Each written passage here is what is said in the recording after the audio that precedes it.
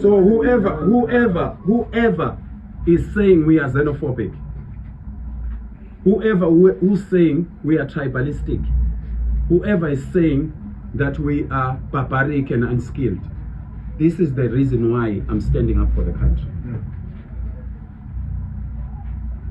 This is the reason why. This is the precious thing you can have as a man in life.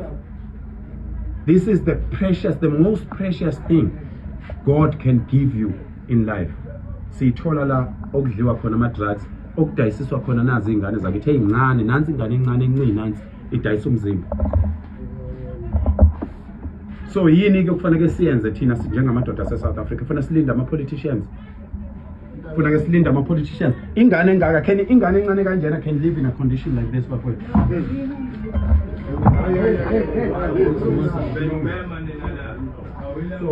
So I'm dismantling this thing.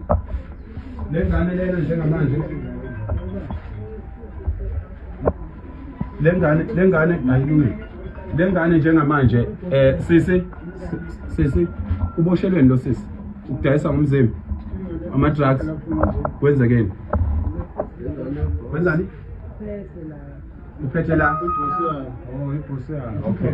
So ukuliphi ijele? Wena kuphi ekhaya? Idlani lengane? Angezi? Liphi ibhodlela? Ngicela ningibuke ukuthi ukudla khona ukudla kanjani. Lekhulunywa ngaye lephakela.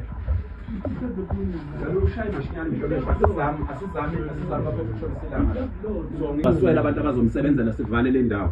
Finish. Njengamanje ngizocela ukuthi kuhambe kuyolungiswa ngizocela abosisi kuhambe beyongicingela ukudla kwalengane sizama ukuthengela lengane ukudla.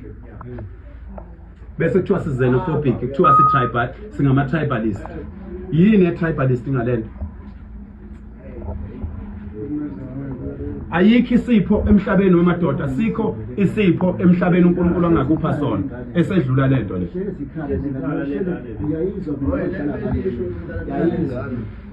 Yayibona ilambile kumanje. Ilambile kumanje.